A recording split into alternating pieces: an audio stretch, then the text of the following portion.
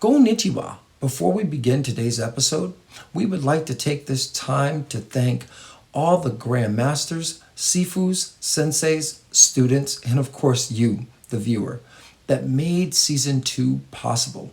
We'd also like to give a special shout out to Sijo Abdul Malte Kabir, his wife, Dr. Odette Russell Sidagu, and the rest of the Swam family. We had a lot of hiccups with tech this season, so seriously folks, we thank you for bearing with us. We are definitely looking forward to Season 3 of Modern Combatives and are really excited about the list of martial artists we have lined up. In Season 3, we will be showcasing modern combative martial arts styles that we have not covered in Season 1 and Season 2. But unfortunately though, that will be quite a few months from now. So while you're waiting for Season 3 to drop, if you are a fan of the MMMC, then you know that this all began from the Marshall Mays podcast. We are excited to announce that new episodes will be dropping weekly. This begins September 15th, 2022. You can find the Marshall Mays podcast wherever you listen to popular podcasts because, well, we're everywhere. Lastly, be sure to check us out on our webpage, www.marshallmays.com. That's where you can find all our limited edition merchandise, access to the podcast, and so much more. Also, included in the description link is access to America's #1 martial arts magazine, The Deadly Art of Survival. This magazine is pretty badass, and so is the merch. I can definitely see why they're the #1 magazine in America, and you will definitely want to check it out. And while you're there, be sure to use our promo code DeadlyArt /MMM while shopping. That's all for announcements, folks. So let's get to this episode, The Siege. And once again, thank you for listening.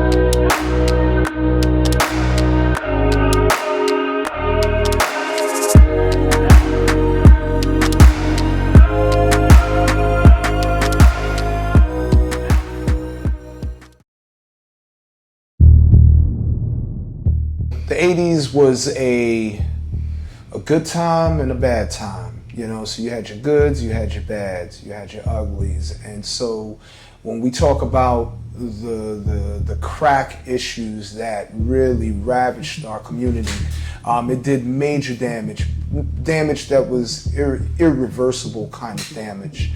Now we're talking about this whole movement that was taking place in all neighborhoods at this time. This was the boom, okay? And so for those who are not familiar with what this substance is, when I speak about crack, we're talking about a more potent form of cocaine that was used with water and baking powder and actually boiled down to like the substance itself.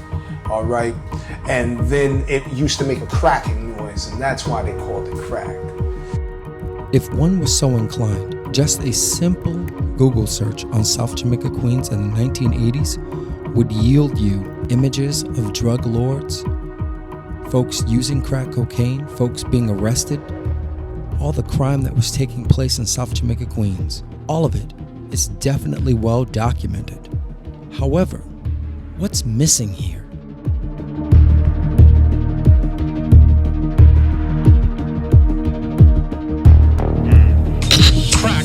become America's drug of choice. A potent, inexpensive, highly addictive form of cocaine. It is an uncontrolled fire. Uncontrolled fire. They say if you hear something enough times, you'll begin to believe it.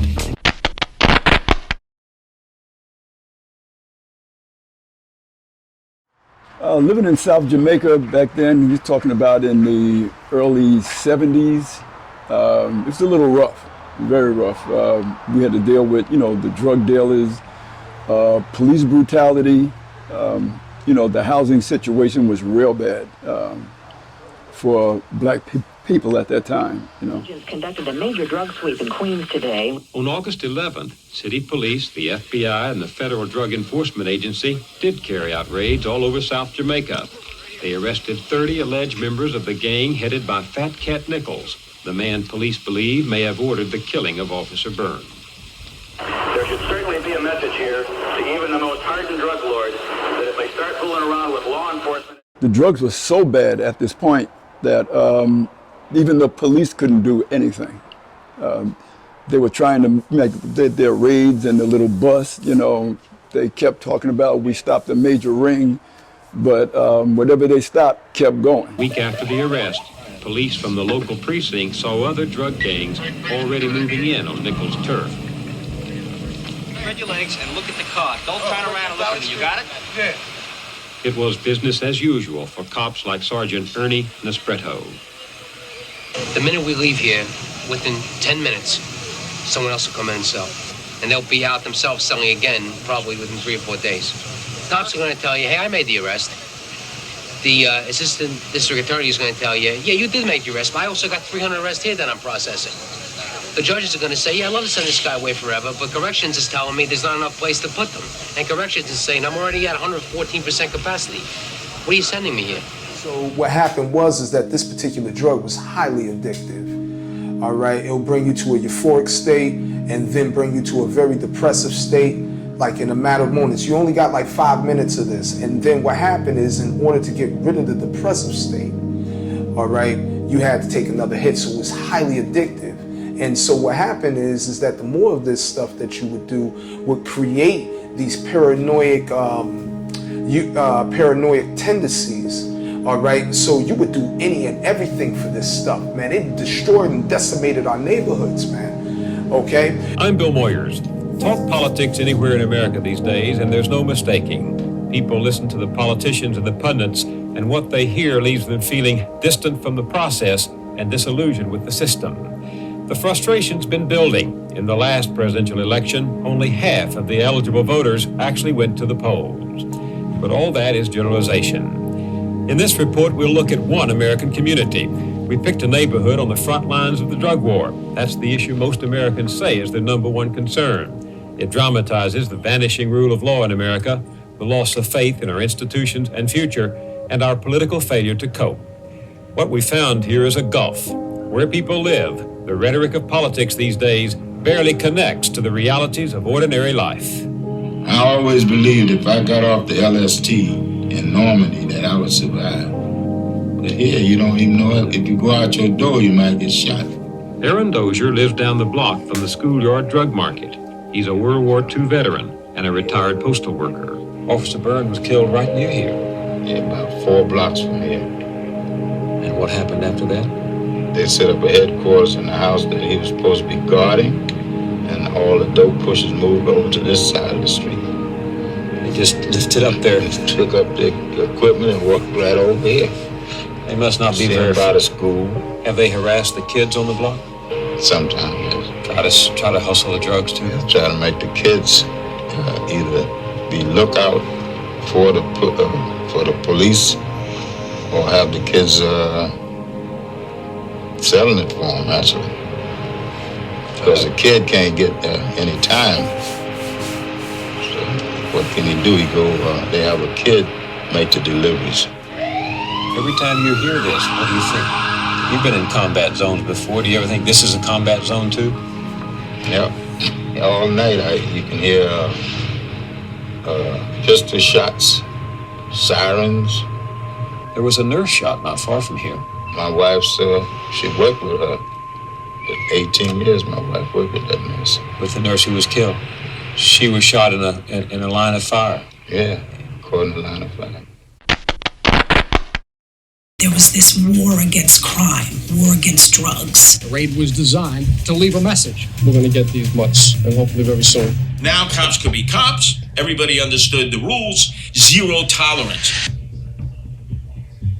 Make it clear to people that if you're going to sell drugs, you're going to spend a lot of time in jail. The mayor was on them to cut out some of this crime, and they created a task force. It was called TNT. The Tactical Narcotics Squad, known as TNT, is given high marks for what it achieves in the war on drugs.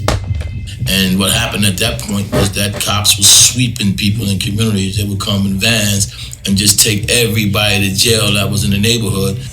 Listen, we locked up bad guys that killed bad people. To hear law enforcement side of it, there were officers just doing their jobs, that they were locking up criminals, and that we know factually that's simply just not true. There were a lot of officers that couldn't distinguish the drug dealers from regular folk that just lived in the neighborhood. Some of that was due to the fashion, some of that was due to the fact that some of the drug dealers, I mean, let's think about it. You had folks that, now famous folks that hung out with some of these drug dealers because they all grew up in the neighborhood. They were all neighborhood kids together. So at some point, law enforcement just said, we're just going to take everybody. And then the police brutality that was taking place is insane. I mean, it's documented here, and here, and it just escalates. Welcome to the 40s Project. Two of the men accused of shooting police officer Ed Byrne grew up here. Some people call it the largest crack house in the city. It's 5 blocks of projects, drugs, and crime. It's a place that even frightens cops. I get scared, but I have to do my job as a police officer. There's a big battle raging in these streets of Jamaica Queens. On one side, the largest police force in the country. On the other side, drug dealers, armed to the teeth and with untold wealth. Many people in the neighborhood are afraid. We need an army, a big army. So you have a bit of a perfect storm at this point in time. You have law enforcement that is clearly frustrated. They're locking people up and then they're being let back out. And then you have the drug dealers who are just destroying the neighborhoods. Because let's be clear that the drug dealers selling the crack cocaine, no matter what kind of narrative that wants to get put forth later on, you were still destroying your neighborhoods. It's the bottom line. You were destroying lives, you were destroying neighborhoods. So in no way, shape, or form does that ever need to be glorified, okay? Let's make that clear. So now you're living in the neighborhood and there's no way out. It's like you're being in the middle of a hurricane or in the middle of a riot.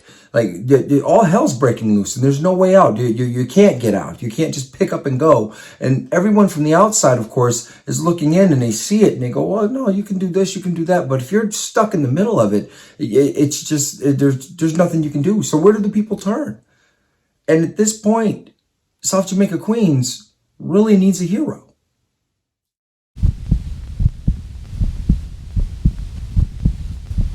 At 10731 Suffolk Boulevard, there's a little storefront store, and in that thing on the weekends and on different nights, there's a man there that really takes young people, and this is just a block away where the young white cop was killed, but where crack is so entrenched, drugs are so entrenched in there that the young kids can pick up a vial just walking down the street and almost smell it if they want to, and so Abdul Makatakabir, who takes these kids. I met him at the 40 Project, and he's been working down there for years. I mean, not just a young man that's been there just for a season or to get some money from some kind of program. I'm talking about giving some time, some definite time. And I want the people of South Jamaica to know, and the 40 Projects to know, that they got a prince there working unending hours, and I want to present him this morning to let him talk about SWAM and what SWAM is doing for those youngsters down there and for those parents to bring their children there to protect that little mind from the ravages of the things that are offered to them every day, such as drugs. And I want to say good morning to you, Abdul. Good morning to you, Doc. We've had a collaboration, you might say, with some of the drug dealers. We had full respect out of them due to Sijo Abdul Mutakabir. They respected him, to be honest with you, with the word I'm going to use, like a god. There were times where, we would be in the school, or actually he would be in the school, working out and training in the dark. And they would walk into school up upon him and not even know that he's there, before he starts to speak, The drug siege that went on just really disrupt the schooling of children, the educational system, the living conditions of people, people trying to go to the store, they had to walk past, I would say young brothers selling and dealing. If they knew you, you were fine. If they didn't, 1, 2, 3, 1, 2, 3. In the battle to save South Jamaica, some are turning to an unofficial army. Our first battle is with our own selves, to be able to claim the right to have discipline over ourselves. Strength, spiritual strength first. Abdul Mutakabir is a Muslim. For 8 years, he's been running a martial arts school in South Jamaica, training neighborhood children in self-defense in his program called SWAM. SWAM is the ingredient to help mature us and develop us to our utmost of our ability.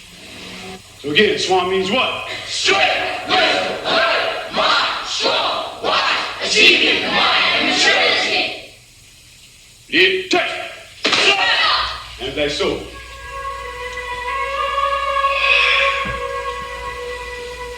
SWAM means struggle, and definitely it's been a struggle against the drugs that's out here with no help from the political forces. Even the city itself is at us trying to take our building where we are occupied to run our organization. After the Muslims renovated the building at their own expense, the city tripled the rent. Mutakabir got a personal loan.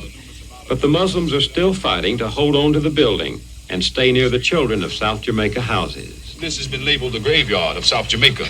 Okay, and Playground, not on the graveyard. yeah, playground in the graveyard. But even like in the graveyard, like I said, even in the graveyard, there's still individuals that are in the graveyard that are still jewels in the mud. You see, individuals that still basically have the inspiration within themselves to all the struggle and all the sacrifice to be able to feel they have the enthusiastic spirit to be able to raise themselves up out of the mud and to become somebody. Jewels in the mud. Jewels in the mud.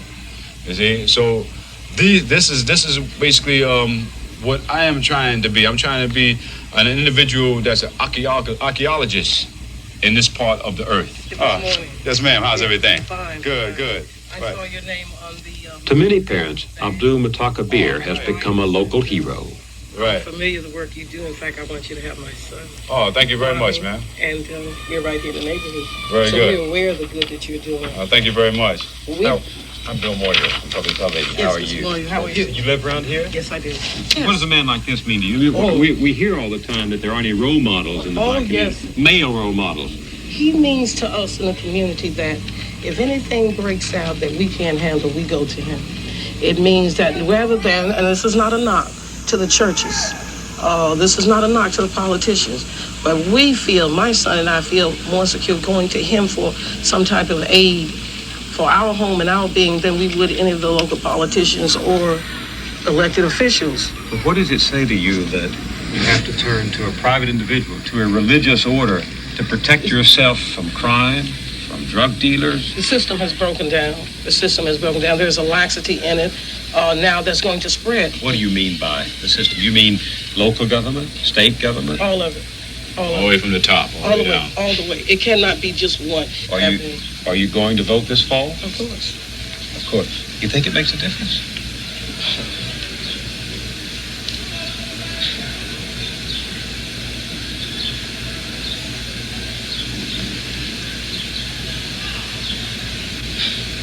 I want to say it. I want to be optimistic.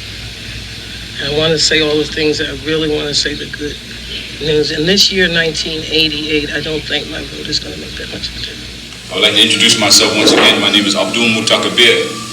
And the culture center that we have on Sufton Boulevard, 107-31 Sufton Boulevard, is called Swamp.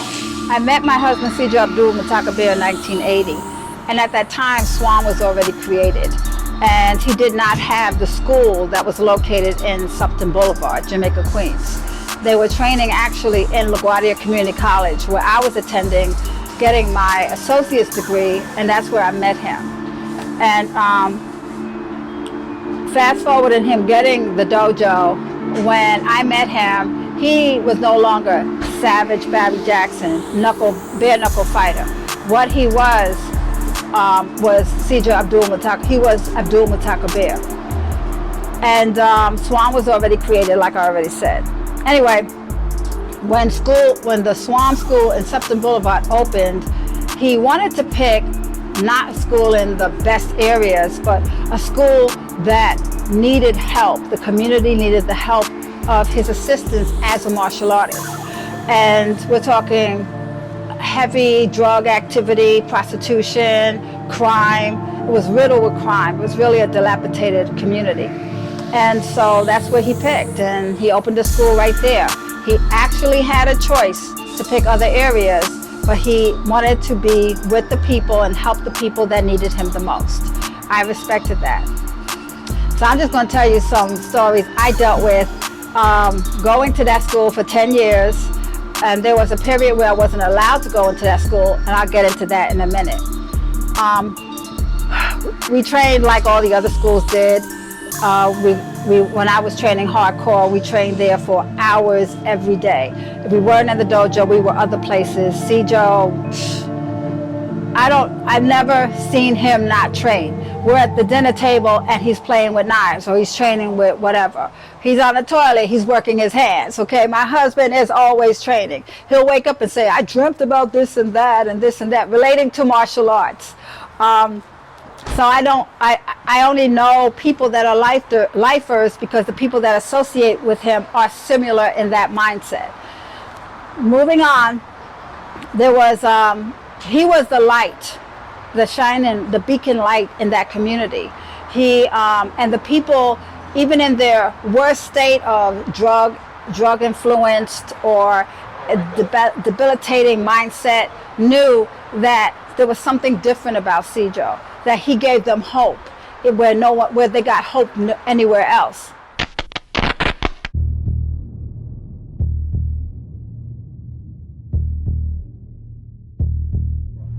Yeah, South Jamaica was very much of a hotbed of drug activities.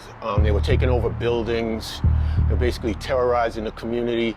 Some of the biggest drug lords, the Fat Cats, the Supremes, all of those people were literally on our block.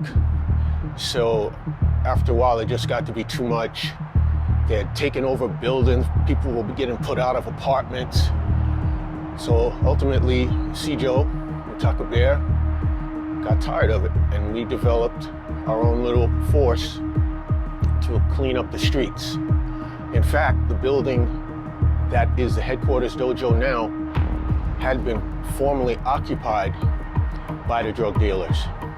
So growing up, my grandfather, who belonged to the mosque, would regale us with stories and urban legends, if you will, about the brothers, the faith, just doing what they needed to do, especially during the civil rights movement. And of course, we see this in the movie Malcolm X. And if you're not around it, you dismiss it. You just, okay, that's great. Now, what makes this relevant is I had heard about the siege before I even met Sijo Abdul Mutakabir, Dr. Odette Russell. I didn't know them. I just knew the story about the brothers, just taking over a block. And of course, it's an urban legend. Didn't know the players, and it really wasn't until we had season 1. We had did the episode with Dr. Odette Russell.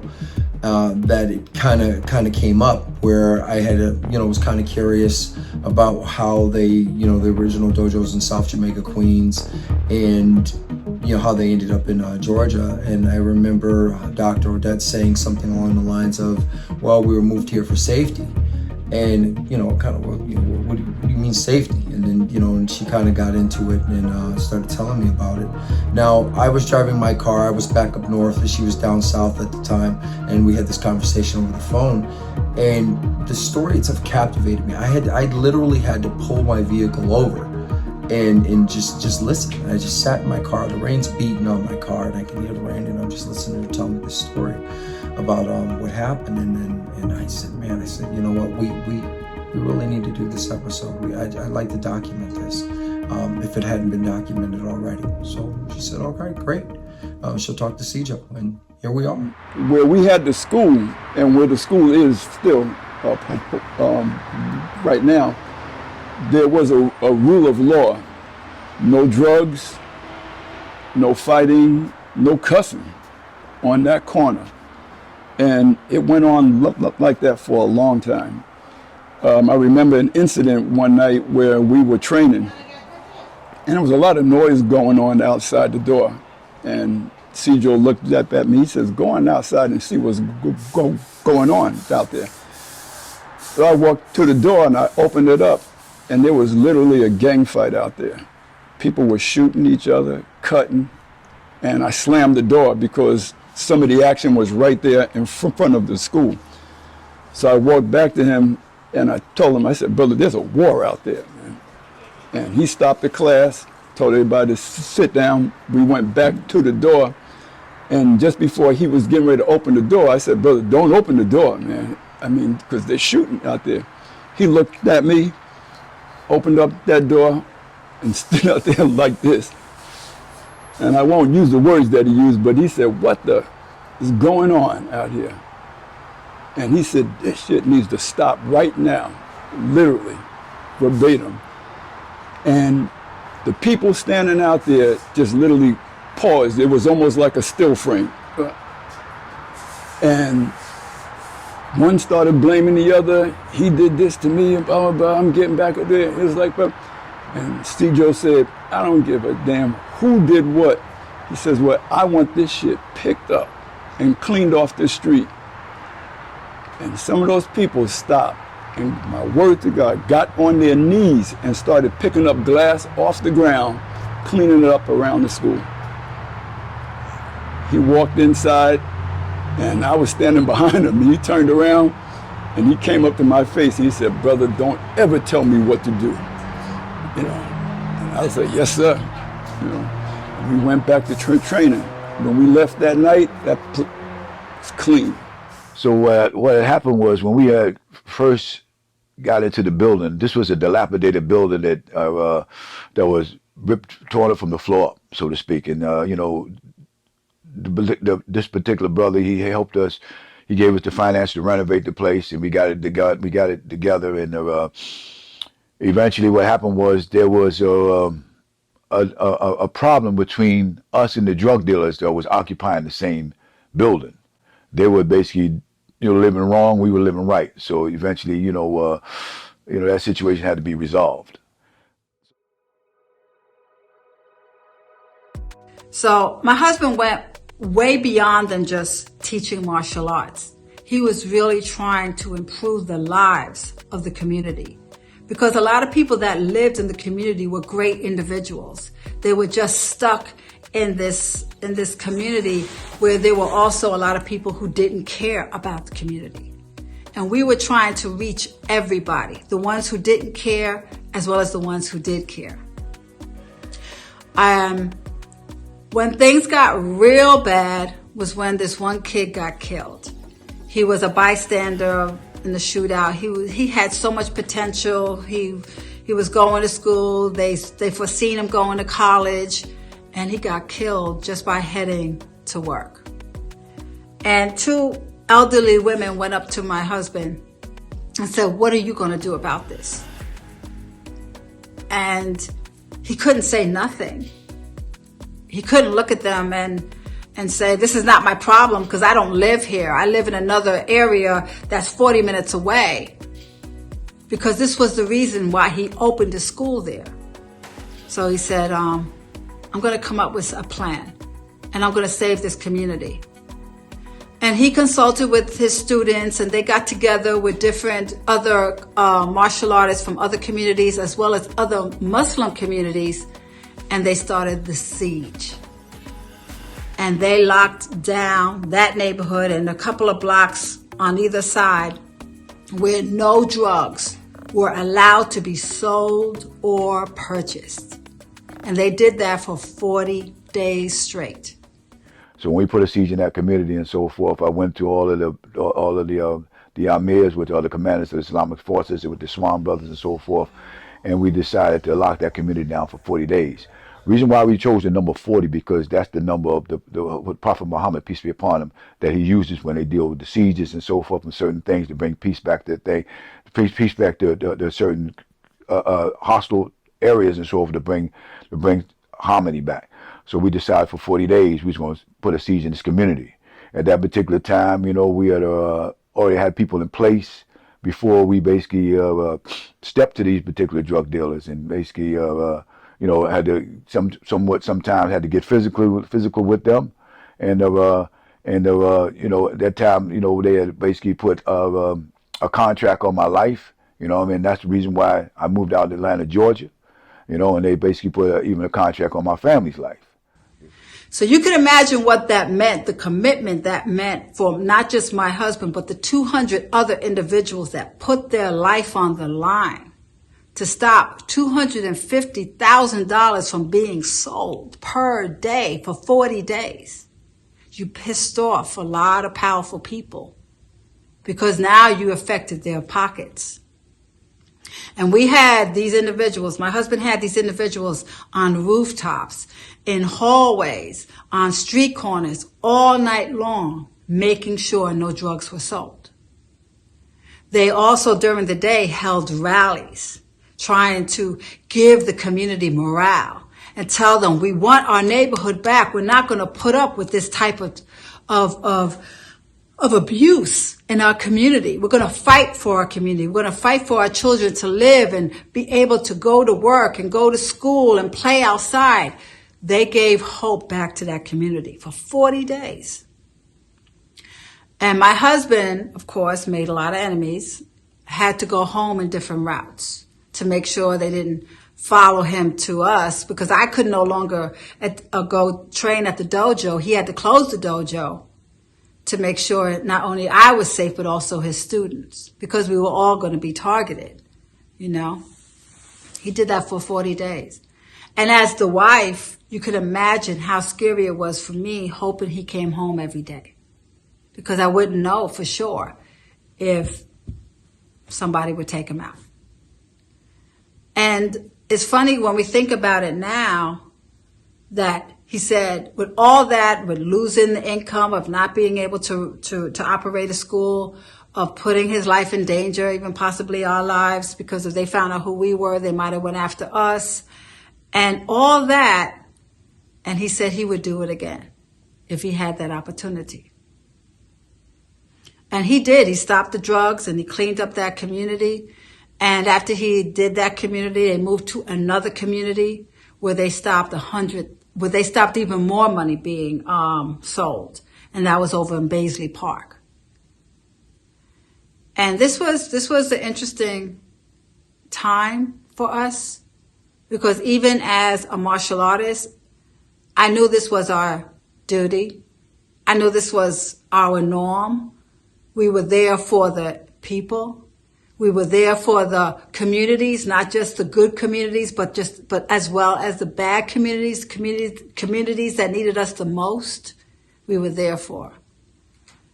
And I want to share that story because I'm very proud of my husband for orchestrating it and executing it and doing the best he could for his community, for the dojo, where the dojo stood in.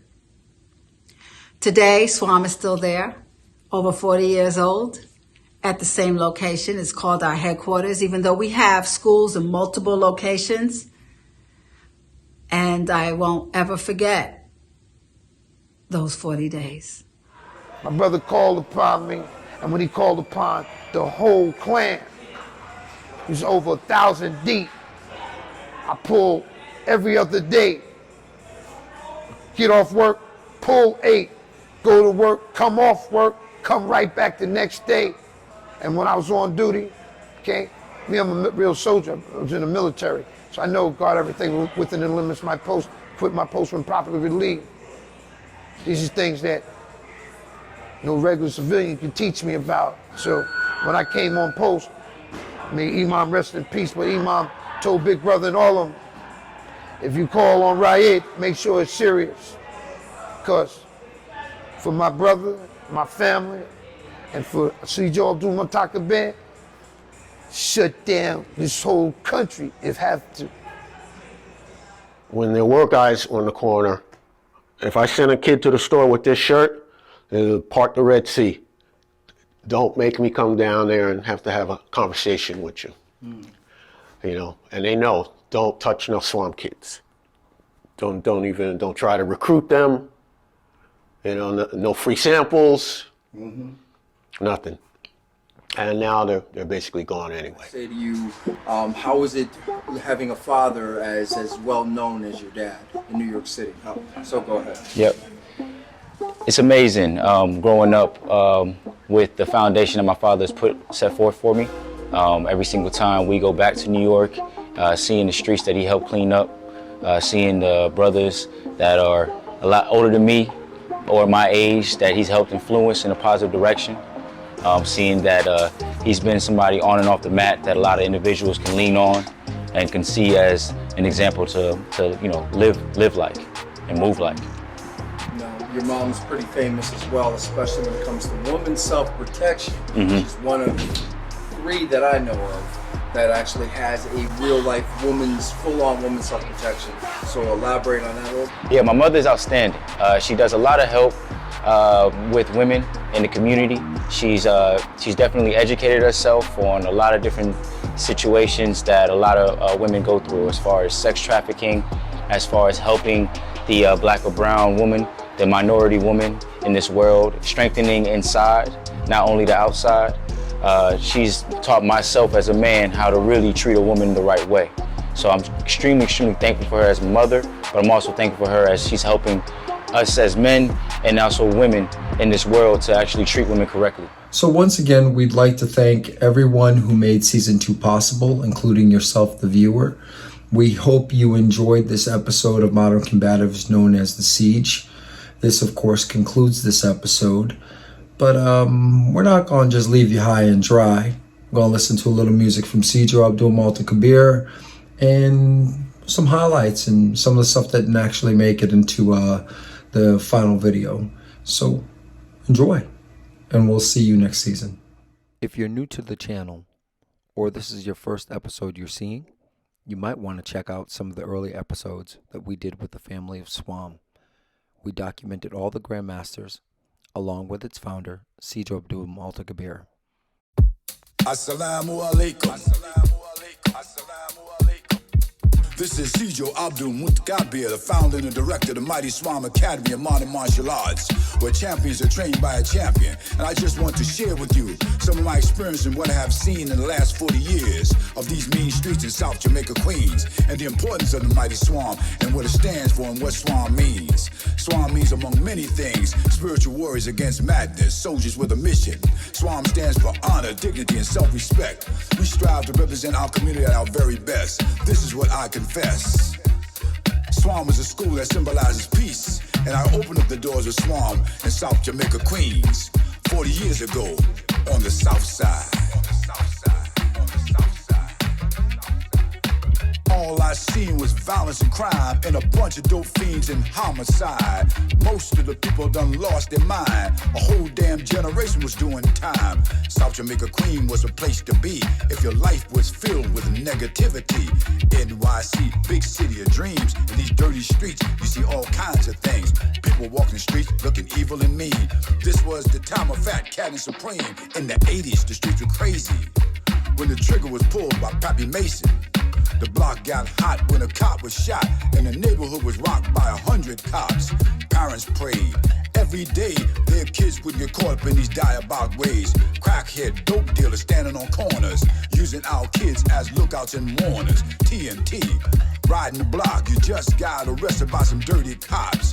150th Street was a hell of a block, and you never knew when someone would get shot. In the 80s, people crazy, when the trigger was pulled by Pappy Mason. If you go outside, could be do or die. It was the crack and cocaine that got us high. Many in the hood done lost their lives. It's not a day go by that a mother don't cry. So you wanna be a gangster man, huh? Killing your brother, man, huh? Cause you don't even give a damn, huh? But you're going to jail, man. Give me your money and dope.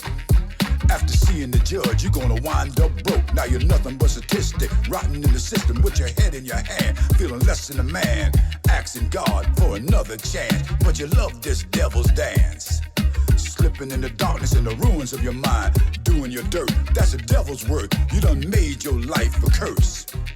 Looking like zombies walking the street. This crack and cocaine done rotting your teeth.